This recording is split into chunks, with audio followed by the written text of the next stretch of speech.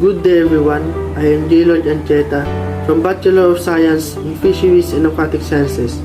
Right now, we'll be tackling the different kinds of culture and traditions of Japan. We all know that Japan is popular among other countries.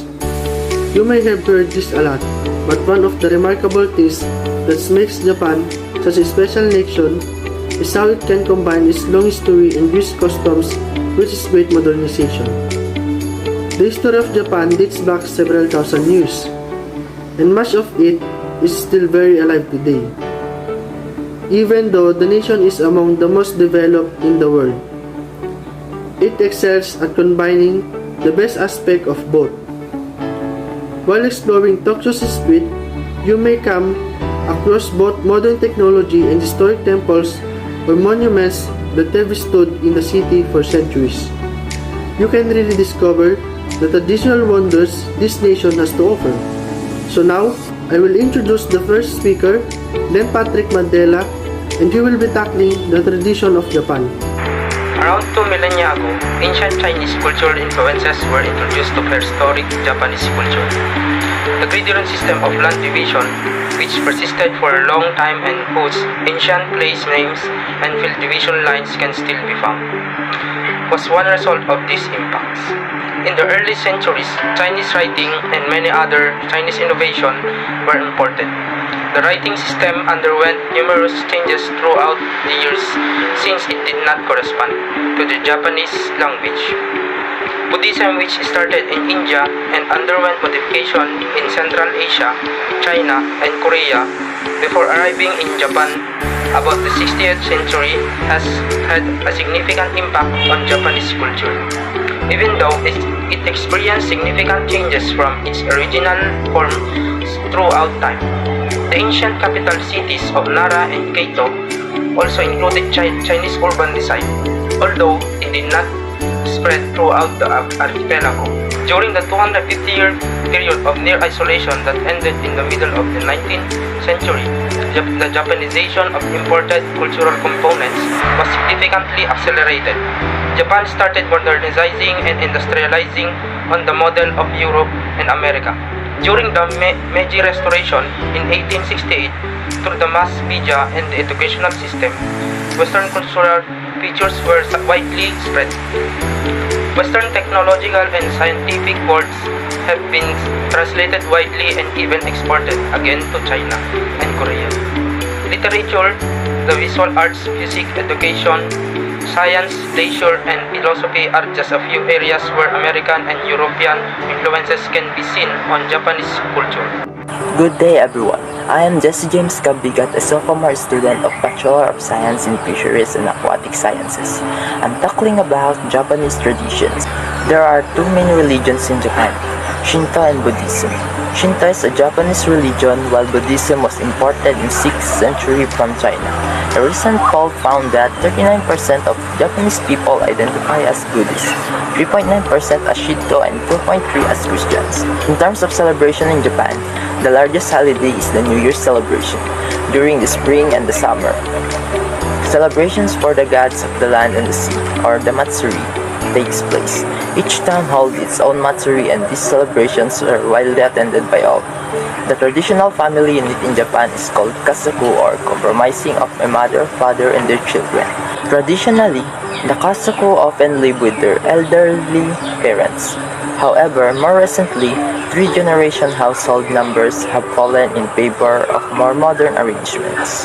There are many types of Japanese tradition and culture that you'll experience in Japan. Harmony is very important in there. Japanese students wear official uniforms even during casual field trips because nobody wants to look different. It is a Japanese custom to wear yukata or summer kimono and dance to the rhythm of taiko drums during the Bon Odori festivals held in summer. Since harmony is very important in Japan, there are many customs, traditions, and etiquette rules to create a social bonding between people. Some of the interesting traditions that surprise foreigners are taking off shoes when entering someone's house, wearing a mask when sick, not shaking hands and not hugging when meeting with loved ones, bowing 45 degrees to show respect, making the slurping sound when eating noodles, symbolically washing hands when entering a shrine, wearing slippers when using the restroom. The culture of Japan that I will go to introduce to you is the Seijin no Hi. Coming of age day, also known as Seijin no Hi, is a significant occasion for young people in Japan. In Japan, you can vote, drive, drink, and gamble once you reach the legal age of majority, which is 20. People gather to honor those who turned 20 in the previous year on this day. Every year on the second Monday of January, a national holiday, Seijin Shiki, coming of age rituals are held in city halls all around the nation. A lot of young adults dress up in traditional costume for coming of age celebrations, which is sight to witness. Young women dress in furisod or formal kimono style with long sleeves that almost reach the floor. With their vibrant colors and eye-catching designs, furisod are like moving works of art. Furisod are now worn for formal occasions like Seijin Shiki and college graduations, while they were once worn by young women to indicate that they are of age and unmarried. Most young women will hire a furisod for the day because purchasing one can cost thousands of dollars on their particular day. On this day, young women will go all out with elaborate hairstyles that correspond with their furisod. Young men attending these ceremonies can be seen either in suits or the traditional men's kimono known as hakama, which are often worn with haori jackets. Next is the tradition in Japan, which is the no tipping is required in their country. In Japan, tips are not expected. In certain circumstances, it may even be viewed as impolite and disrespectful. The majority of Japanese restaurants ask patrons to pay at the front desk rather than giving cash to the waiter or waitress. Additionally, it is not necessary to tip for bus or taxi, transportation, or many hotel services. However, this is about people doing their job with pride rather than hoping for a tip. You will likely receive some of the best service in the world here. Even while tipping is not generally expected in Japan, there can still be a few exceptions during your visit. The first exception is simply a service provider who takes your tip, either out of courtesy to you by not declining it or out of a desire to make a little extra money. Just because tipping isn't usual doesn't mean it doesn't happen. When you've just completed a tour or other unique service, you are not expected to tip. On these occasions, tipping is optional but may be appreciated. If you do a tip, a guide, don't just give the person providing the service a couple bills and leave. Make sure to place the gratuity in a pretty envelope, seal it, and then present it to the receiver with small bow. In Japan, it's often considered impolite to take cash out of your wallet to use as a tip. Another culture of Japan is knowing how to use chopsticks. Chopsticks are essential for eating Japanese food, yet in the worst situation, you might be able to convert to a fork. In Japan, using chopsticks to subcut or stick them vertically in your food is deemed improper. For instance, it's best to place your chopsticks upright in the rice. If you need to cut up a big piece of food like tempura, you can always just leave it with the chopsticks and take a bite off. When you're finished eating, you can set your chopsticks in front of you with the tips of facing the left. Although it may seem silly, doing so is more appropriate than stabbing or breaking it up with your chopsticks, because for the Japanese, this practice is often associated with funeral customs. Setsubun. Another Japanese tradition is observing Setsubun. Setsubun is a Japanese holiday which takes place the day before spring in Japan. On this holiday, the Japanese believe that the spirit world is closest to our world. One activity during the holiday is called mamimaki. This is where the children are given the opportunity to scare the demons out of their house. During mamimaki, a parent will put an animus to represent the demon, and they scare their children. The children then fend off the demons by throwing soybeans. This is still a popular Japanese tradition in the household, but many people attend a temple where mamimaki takes place as a part of their spring festival. Another Japan culture is omiyage. So, what is omiyage? Omiyage, or bring the gift of food. The concept of omiyage translates as a souvenir to bring back to your loved ones and work colleagues from any trips, long or short, international or domestic. That's why you'll notice that at train stations and airports, there are entire shops filled with a plethora of food products. Though we're all familiar with the idea of souvenirs, you must understand that in Japan, it is seen more as an expected give to give and get, rather than something you shop or if you happen to feel to like it. In addition, another one of their particularities is that omiyage gift boxes contain edible souvenirs, though the type of snacks included of course depends on where you have visited different regions in Japan. Japan sells different kinds of snacks. For example, stay away from shot skis like magnets and shot glasses. Instead, food items like matcha flavored snacks or mochi are more the tradition. Another tradition, we have Japanese tea ceremony. Japanese tea ceremony is a form of tea ceremony and a Japanese cultural activity involving the ceremonial preparation and presentation of matcha powdered green tea. The art of which is called kemei.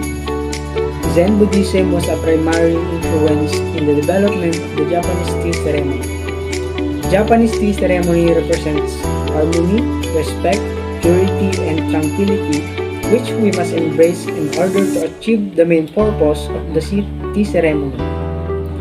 This event is unique as every process for the tea equipment preparation until the tea is drunk has a distinctive technique. Our next speaker is Mr. Ronel Rodriguez. He will be tackling the interesting culture and tradition of Japan. Thank you, Mr. Ragual. Another tradition of Japan is sumo, judo, and karate. Sumo, judo, and karate are traditional Japanese sports, and baseball, soccer, and rugby have been adopted from other cultures. Sumo is the national sports of Japan, and to this day is primarily practiced only in Japan. Modern sumo was formed during the Edo era, and little has changed since. Another culture in Japan is bowing. Bowing is one of the key differences in Japanese etiquette. They don't shake hands in Japan. Instead, they bow. When bowing, don't bow from the neck, like the British bow to the Queen, but bow by hanging at your hips. The deeper you bow, the more respect you're showing. Our next speaker is Miss Jamille Marquez. She will be tackling the interesting culture and tradition of Japan. Thank you, Mr. Ronel. Another culture is Japanese body language. Nodding is very important when listening to Japanese speak, especially in English and understanding the speaker. Silence is a natural and expected form of non-verbal communication. Do not feel a need to chatter. Do not stand close to a Japanese person. Avoid touching. Do not beckon older people. Sit erect with both feet on the floor. Never sit with ankle overly. Waving a hand back and forth with palm forward in front of face means no or I don't know. This is a polite response to a compliment. Another tradition is cherry blossom viewing. In Japan, witnessing the cherry blossoms is synonymous with spring.